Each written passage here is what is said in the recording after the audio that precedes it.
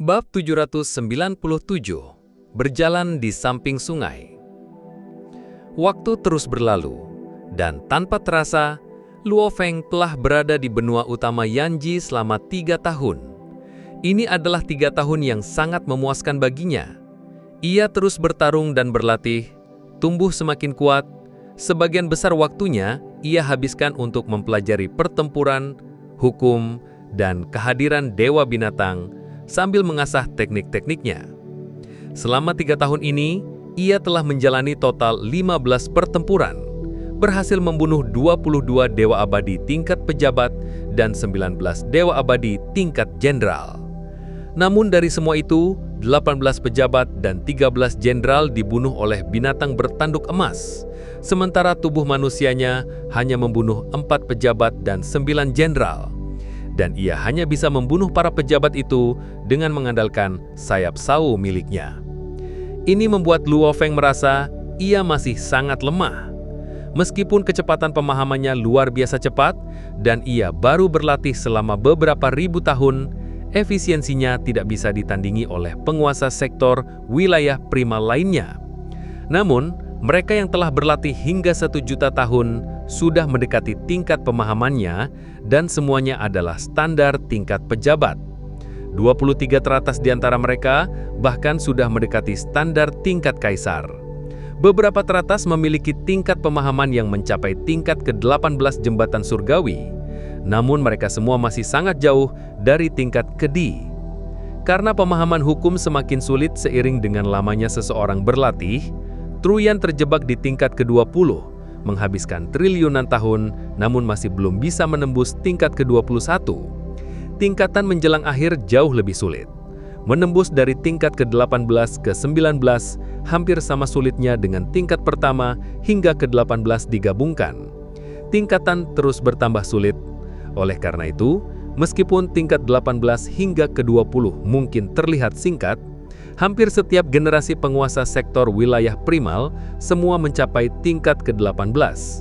Namun untuk mencapai tingkat ke-20, mungkin dibutuhkan 10 juta era untuk satu orang. Selama 3 tahun ini, Luo Feng telah membuat nama untuk dirinya sendiri. Binatang bertanduk emas berhasil membunuh pejabat puncak.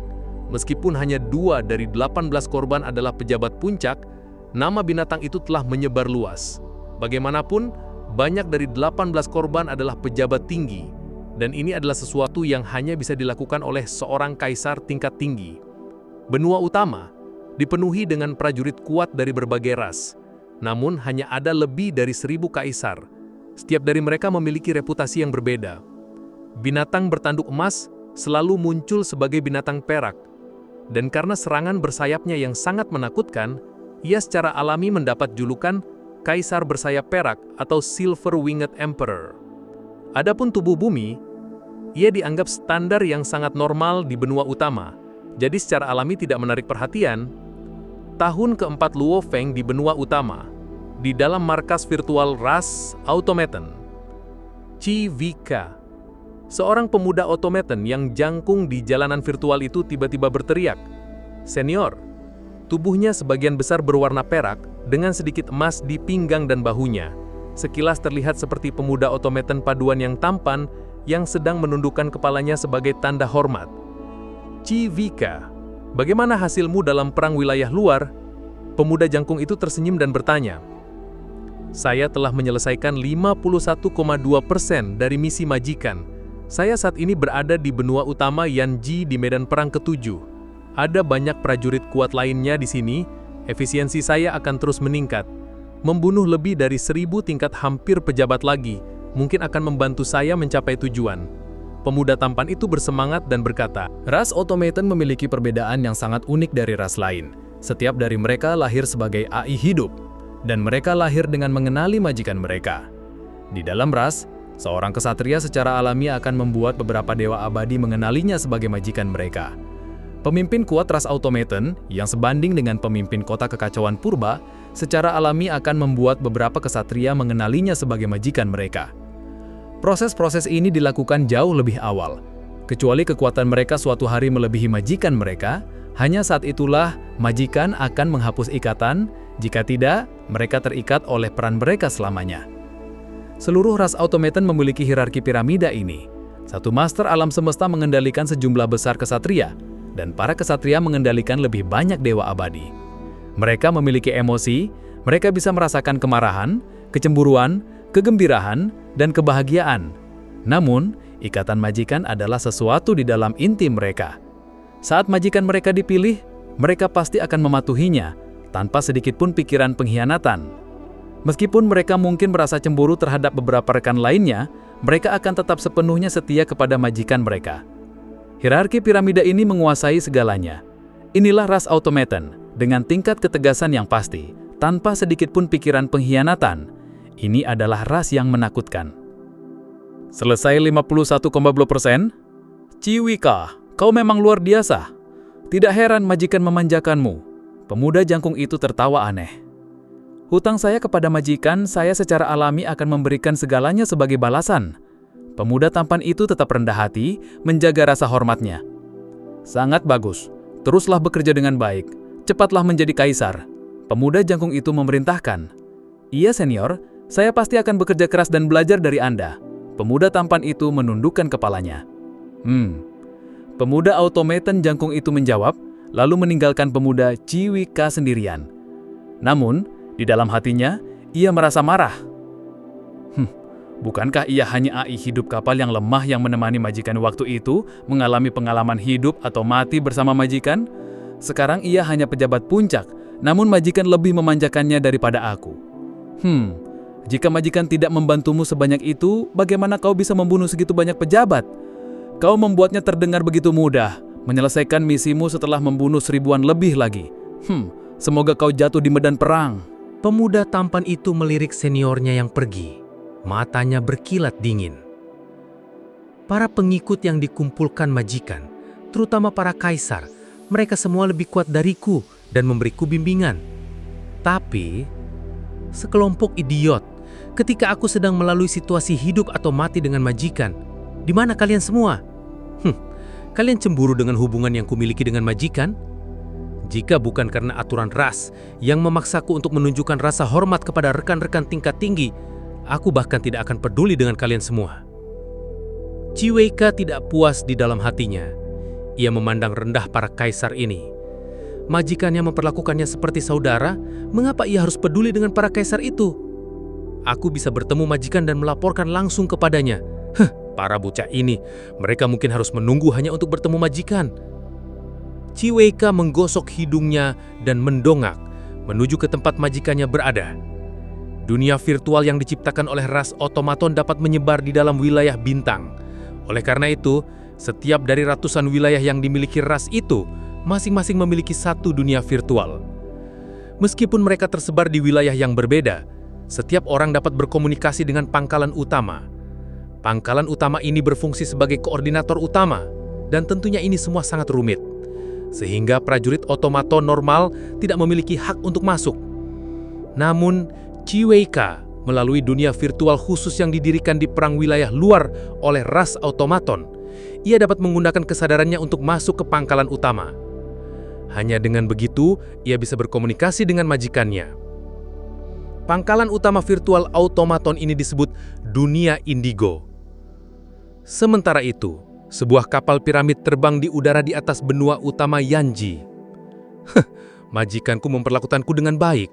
Aku hanya perlu menyelesaikan 80% dari misi agar ia memberiku harta. Jika para senior cemburu lainnya tahu tentang hal ini, mereka mungkin akan meledak dalam kemarahan. Tapi lalu kenapa? Chiwika yang mengenakan zirah biru jamrud itu membuka mata dan tersenyum. Idiot, meskipun dalam hal kekuatan saja, aku tidak bisa menandingi mereka. Namun dalam pertempuran nyata, ras kita bagaimanapun dikenal karena penggunaan harta dan metode kita. Dengan banyak harta dan kartu truf yang diberikan majikan kepadaku, aku bahkan bisa menghadapi kaisar. Jika terpaksa, aku bahkan bisa melukai kaisar puncak. Chiwika sangat percaya diri. Karena ia telah membunuh banyak pejabat selama beberapa tahun terakhir ini, ia secara alami membentuk rasa percaya diri dari pengalamannya. Penguasa sektor manusia ini, perangkat pemindai, proyeksikan. Chiwika memerintahkan. Segera, ia bisa melihat gambar 3D proyeksi dan di dalamnya ada penguasa sektor manusia berzirah hitam yang duduk bersila. Penguasa sektor manusia, Benua utama Yanji benar-benar memiliki penguasa sektor manusia. Ia menggosok hidung paduannya, mengernyutkan dahi. Perangkat peminanya cukup canggih, bahkan hanya pejabat puncak ras kami yang memiliki perangkat seperti itu. Jika itu ras lain, biasanya hanya kaisar yang akan memilikinya. Seorang penguasa sektor manusia yang lemah sebenarnya memiliki perangkat canggih ini. Untungnya, perangkatku diberikan kepadaku oleh majikanku. Itu jauh lebih canggih daripada bahkan kaisar ras automaton kami. Chiweka menampar kursi paduannya, berdiri. Bocah ini masih berlatih, ia belum mendeteksinya. Latar belakangnya pasti besar. Ia mungkin memiliki harta manusia khusus padanya, dan ia sangat mungkin jenius absolut umat manusia.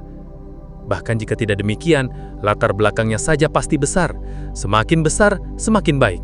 Itu berarti kekayaannya akan semakin mengejutkan. Semakin jenius, semakin tinggi poin kontribusinya. Matanya berkilat. Prajurit ras lain sama sekali tidak peduli dengan latar belakang mereka. Mendekat, aku ingin membunuh penguasa sektor manusia ini. Chiweka memerintahkan. Kapal piramid berbiaya rendah itu segera menuju ke tempat Lo Feng berlatih. Ada pepatah, berjalan di samping sungai untuk waktu yang lama. Bagaimana mungkin sepatu seseorang tidak basah? Lo Feng telah mengandalkan perangkat pemindahnya untuk melawan siapapun yang ia inginkan selama 3 tahun terakhir ini, mengacaukan siapapun yang tidak ia ingin lawan. Namun, ketika perangkat musuh lebih canggih dari punyanya, kekuatan itu secara alami menjadi milik musuh. Saat ini Lo Feng bahkan tidak tahu tentang bahaya itu, dan sebagian kesadarannya berada di alam semesta virtual. Di dalam alam semesta virtual, di Gunung Dragon Hitam, di Nine Star Bay, di dalam kediamannya, sebuah hala film pribadi, Lo Feng dan Suxin sedang menikmati film. Hanya mereka berdua. Ini jauh lebih baik daripada film-film di bumi, ucap Suxin dengan lembut. Lo Feng memegang tangan istrinya dan tersenyum. Para jenius alam semesta menciptakan film, baik itu alur cerita atau efek virtual, semuanya jauh lebih menarik. Tentu saja itu memberikan pengalaman yang jauh lebih menebarkan. Pasangan itu mengobrol pelan sambil menonton film. Inilah cara mereka menjaga hubungan mereka. Ekspresi Lo Feng tiba-tiba berubah. Ada apa? Suxin terkejut. Maaf istriku. Lo Feng tersenyum meminta maaf dan menghilang. Kembali kenyataan. Ia menghadapi situasi berbahaya. Suxin tiba-tiba berdiri, gugup. Ia tahu Lo Feng berada di perang wilayah luar. Jadi tentu saja ia sangat khawatir. Bab 797, berjalan di samping sungai dan makin dekat ke badai yang siap menenggelamkan. Luo Feng sudah 3 tahun jadi tukang sabet dan pemburu resmi. Total 15 pertempuran, 22 pejabat, 19 jenderal, dan 1 julukan baru, Kaisar Bersayap Perak. Tapi ya, setelah ngebantai begitu banyak orang, Luo Feng malah bilang, aku masih lemah.